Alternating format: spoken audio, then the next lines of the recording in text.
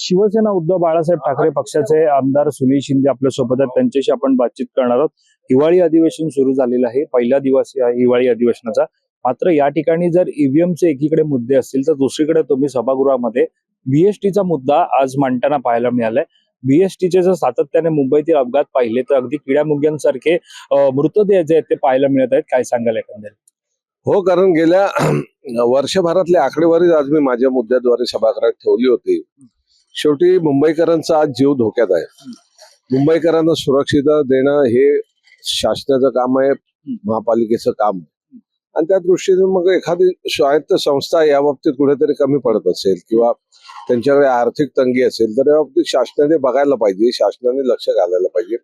महानगरपालिकेकडून त्यांना जे अनुदान मिळतंय त्या अनुदानामध्ये सुद्धा ह्या सगळ्या गोष्टी पूर्ण होत नाही. आज जवळजवळ 3,500 बसेसची बीएसटीला गरज आहे, परंतु 3,500 बसेसची गरज असताना याच्यातल्या निम्म्या बसेस यांचं लाईफ संपलेलं आहे. काही बसेस स्क्रॅप मध्ये गेलेल्या आहेत, काही खाजगी कॉन्ट्रॅक्टर कडून चालविल्या जात आहेत. आणि त्यामुळे या सगळ्या गोष्टींमध्ये कुठेतरी गोंधळाची परिस्थिती निर्माण होते. अलीकडच्या काळामध्ये बीएसटी मध्ये ड्रायव्हर कंडक्टरला ज्या पद्धतीने पूर्वी ट्रेनिंग दिलं जायचं त्याकडे पण हल्ली सोयीस्कर दुर्लक्ष होते. कारण शेवटी कारण आहे की आर्थिक विषय, त्यामुळे जेमतेम त्या ठिकाणी ट्रेनिंग देणं आणि मग कधीतरी एखाद्या ड्रायव्हरला कंडक्टरला जबरदस्ती एखाद्या गाडीवर चढवणं आणि त्याच्यातल्या सगळ्या गोष्टी दुर्दैवाने घडून येत आहेत. त्यामुळे शासनाचे या ठिकाणी मी लक्ष वेधून या बाबतीत मुंबईकरांच्या जीविताची काळजी घेणं हे शासनाचं कर्तव्य आहे. यासाठी आजचा हा मुद्दा मी या ठिकाणी उपस्थित केला होता. ज्या प्रकारे अपघात जर पाहिले यामध्ये नेमकी चूक कोणाची आहे? शासनाची आहे?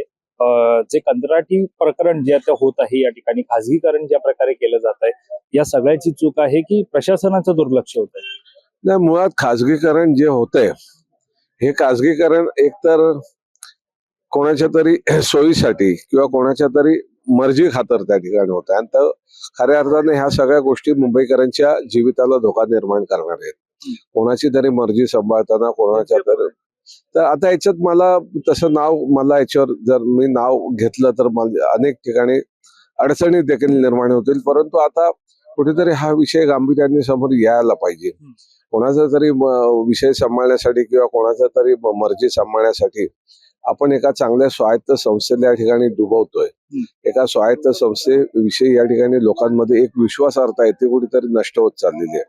म्हणजे अलीकडच्या काळामध्ये परवाचा जो बीएसटीचा जो अपघात झाला त्याच्यानंतर प्रत्येक मुंबईकर भयभीत आहे की बस स्टॉपच्या बाजूला उभं राहणं किंवा बस स्टॉपच्या रांगेत जरी उभं राहणं ह्या सगळ्या गोष्टी त्यांना आता भीतीदायक वाटू लागलेल्या आहेत. त्यामुळे मुंबईकरांच्या मनामध्ये ही जी काही भीती निर्माण झाली आहे त्यांना शाश्वत करणं, त्यांना चांगल्या सर्व्हिसची त्या ठिकाणी खात्री देणं आणि मेन म्हणजे सुरक्षिततेची खात्री देणं या सगळ्या गोष्टीकडे कुठेतरी गांभीर्याने बघायला पाहिजे होतं.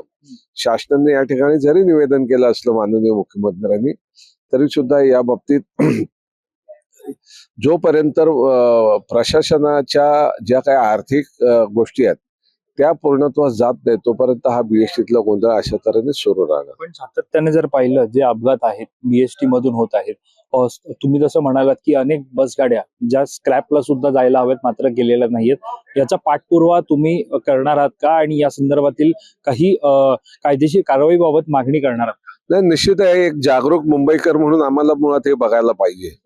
शेवटी मी स्वतः नगरसेवक असताना बीएसटीचा मी चेअरमन होतो आणि विशेष करून आम्ही शिवसेनेचे अनेक नगरसेवक हे बीएसटीचे चेअरमन राहिलेले आहेत, बीएसटीचे सदस्य राहिलेले आहेत आणि प्रत्येकाने त्या ठिकाणी आपापल्या परीने त्या बीएसटीची आम्ही काळजी घेतलेली आहे. कारण शेवटी 40 ते 45 हजार कर्मचाऱ्यांचा हा उपक्रम आहे, लक्षात ठेवा. त्यांचे कुटुंब, त्यांचे संसार, शेवटी ह्या देखील गोष्टी आपल्याला कुठेतरी बघायला पाहिजे. जर एखाद्या कर्मचाऱ्याला वेळेवर पगार नाही मिळाला, जर त्याला पगाराच्या बाबतीत कुठेतरी त्याला चिंता निर्माण झाली तर निश्चितच त्याचा दुष्परिणाम त्याच्या त्या सेवेवरती होत असतो.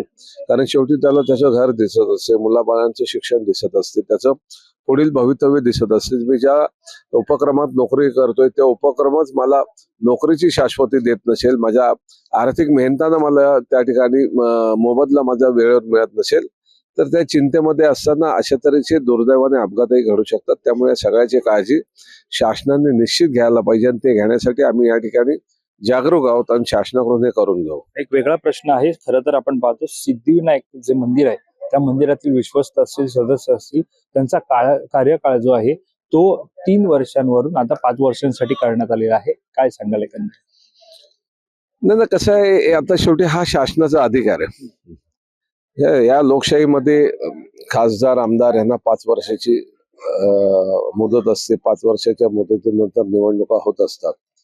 एक जर सगळ्याच चांगल्या कार्यकर्त्यांना संधी मिळायची असेल तर 3 वर्षाचा कार्यकाळ हा योग्य होता. परंतु मी जसं म्हणतोय की काही लोकांची मर्जी सांभाळण्यासाठी मग अशा तऱ्हेने काही निर्णय घेतले जातात. हे दुर्दैव आहे. ठीक आहे, ज्यांना मुदतवाढ मिळाली त्यांच्या हातून चांगलं काम व्हावं ही सदिच्छा आहे. परंतु अशा तऱ्हेने जर निर्णय झाले तर अनेक असे कार्यकर्ते आहेत की ज्यांना जिथे संधी मिळायला पाहिजे त्या संध्या मिळणार नाहीत. त्या वेळेअभावी त्या संध्या हुकल्या जातील. त्याच्यामुळे हा निर्णय झालेला आहे. हा खरं तो शासनाचा अधिकार आहे. शासनाने घेतलेल्या अधिकाराबद्दल आम्हाला बोलता येणार नाही. परंतु जर आपण सगळ्याच कार्यकर्त्यांबद्दल म्हणजे कार्यकर्त्यांच्या एकंदर कार्यक्षमतेबद्दल आणि त्यांना मिळणाऱ्या संधीबद्दलचा जर विचार करायला गेलो तर हा निर्णय तसा योग्य होणार नाही. निश्चित धन्यवाद आमच्याशी बातचीत केल्या संदर्भात. तर हे होते आमदार सुनील शिंदे. एकंदरीत बीएसटीच्या प्रकरणावरून त्यांनी हिवाळी अधिवेशनामध्ये सरकारचं लक्ष वेधण्याचा प्रयत्न जो आहे तो केलेला आहे. त्यामुळे आता निश्चितच या सगळ्यावरती जे मुंबईत बीएसटीच्या बस गाड्यांच्या मार्फत जे अपघात होत आहेत या सगळ्यावरती सरकार नेमकं काय निर्णय घेतं, काय तोडगा काढतं, एकंदरीत कशा प्रकारे या सगळ्या घटनांना आळा घालतं हे पाहणं महत्त्वाचं ठरणार आहे.